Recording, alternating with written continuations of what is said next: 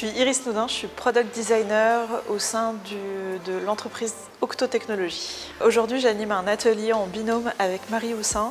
On anime un atelier sur le prototypage dans Figma en utilisant les variables. Moi, je suis Marie Houssin et je suis UI designer pour Octo Technologies.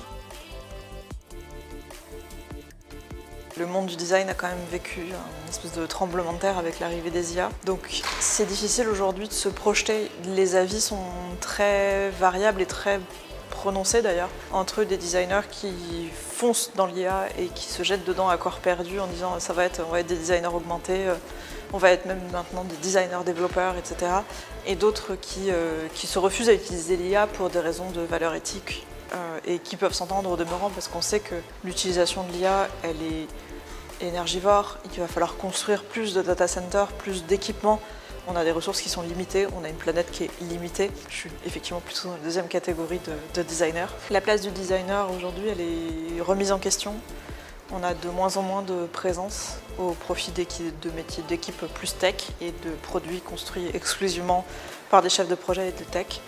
Donc il y a un travail à faire probablement auprès des designers pour à nouveau recommencer le travail qu'on faisait il y a 10 ans, de montrer la valeur de notre travail, de montrer pourquoi c'est important d'avoir un designer et de revenir quelque part à des choses que, à titre personnel, je pensais acquises en fait, mais qui n'ont pas l'air de l'être dans certaines structures. J'explore en essayant d'en garder un usage raisonné. Par exemple, je n'ai pas fait de starter pack, je n'ai pas fait de photos de moi à la Ghibli. Par contre, effectivement, j'en vois des usages en ce qui concerne la concaténation de grosses masses de données, en ce qui concerne quelque part de la recherche documentaire poussée, que moi j'aurais pas forcément de temps de faire ou qui me prendrait beaucoup de temps à faire.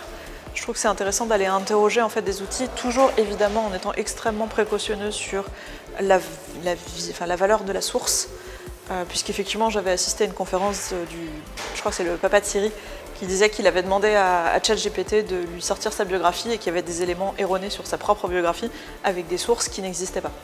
Donc toujours en étant très raisonné et en faisant attention à ce que l'IA peut répondre.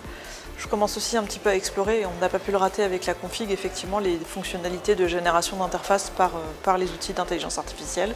Le problème que j'y vois, ou en tout cas ça n'a pas encore été corrigé, c'est que du fait que les IA sont entraînées à partir des données existantes, on reproduit les erreurs et les biais des données passées. Quand on demande effectivement, en tout cas l'année dernière, quand on demandait à Figma de générer une maquette, elle générait une maquette avec plein de défauts d'accessibilité. Il y a des designers qui ont testé de générer du code, c'est du code avec plein de défauts d'accessibilité. Donc c'est ensuite aux designers de retravailler ce truc-là pour s'assurer de ne pas générer des défauts d'accessibilité, parce que moi j'ai un peu peur d'un monde où en fait on va cracher des trucs que les IA nous ont pondus sans faire de réflexion. Et donc en fait on va créer des prototypes et des produits qui seront consommés par des futurs IA qui reproduiront ces défauts-là et on arrivera à un infini de l'accessibilité. Aujourd'hui on le sait que 97% du web n'est pas accessible. On ne peut pas continuer comme ça en fait.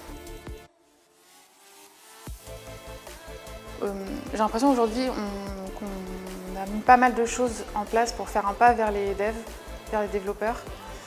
Et justement, je trouve que la place du design, elle est un peu passée en dessous. Et pour contrer ça, j'aimerais bien justement qu'on commence à faire dans l'autre sens, qu'on amène les devs à faire un pas vers nous pour leur refaire comprendre comment on design, pourquoi on met ce truc à 24 pixels là, pourquoi on utilise cette couleur là. Et justement pour essayer de renouer contact avec eux, qu'on a un peu perdu, j'ai l'impression. Ou alors c'est plus nous qui font un pas vers eux, mais du coup c'est nous, on apprend leur technique, mais ça se fait pas dans l'autre sens. Et j'ai l'impression qu'aujourd'hui c'est un peu vers ça que j'essaierai de diriger, de conseiller les gens.